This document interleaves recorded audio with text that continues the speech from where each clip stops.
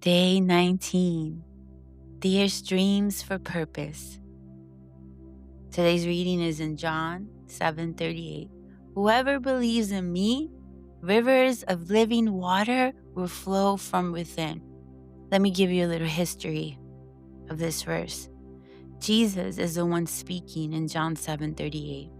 This happens during a public moment at the Feast of Tabernacles, one of the most important Jewish festivals. In the previous verse, it says that on the last and greatest day of the festival, Jesus stood up and said in a loud voice, "Whoever believes in me, rivers of living water will flow from within." So this isn't a private teaching. Jesus publicly cries out for all to hear. So why is he saying this in a public setting? Number one, because people are spiritually thirsty. The feast celebrated God providing water in the wilderness for Israel. But Jesus is offering something greater, spiritual water that satisfies forever. He's saying, if you're thirsty, come to me, not just for survival, but for overflowing life. Number two, to point people to faith in him as the Messiah.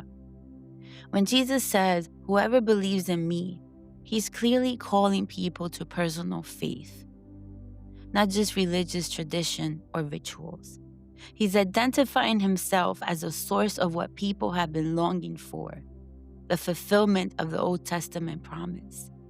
Number three, John 7:39 explains that Jesus was referring to the Holy Spirit who will be given after he was glorified, after his death, resurrection, and ascension. So Jesus is saying, if you believe in me now, you will later receive my Spirit, and the Spirit will flow from within you like rivers. What does rivers of living water mean? John helps us understand in the very next verse, 39.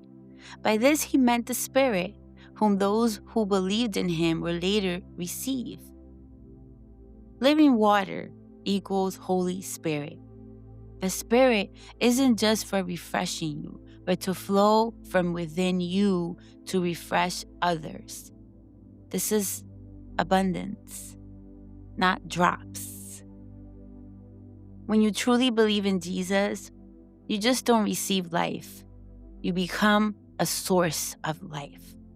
The Holy Spirit fills you and flows outward through love, wisdom, encouragement, peace, truth.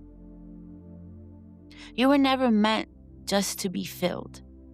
You were made to pour out. You become a vessel. His life in you becomes life through you. Can I repeat that again? You were never meant just to be filled. You were made to pour out. You become a vessel. His life in you becomes life through you. His life in you becomes life through you. Jesus doesn't just change our inner life. It transforms how we live and impact others. It reflects the idea that his presence isn't meant to be contained, but expressed outwardly in our actions, love, and character. Everywhere you go, you are a vessel to be used to pour into others. The question is, are you present enough to realize that? When you're filled with the Spirit, other benefits too. Your peace becomes peace to those around you. Your joy becomes contagious. Your patience, wisdom, and love becomes a lifeline for someone else. Ever wonder why? There's certain people that walk into the room and you see other people just gravitate towards them. Ever notice when someone walks into a room, the whole atmosphere changes? They understand the assignment of the Holy Spirit, and they activate it everywhere they go. You become a vessel. God doesn't just want to bless you, he wants to bless through you.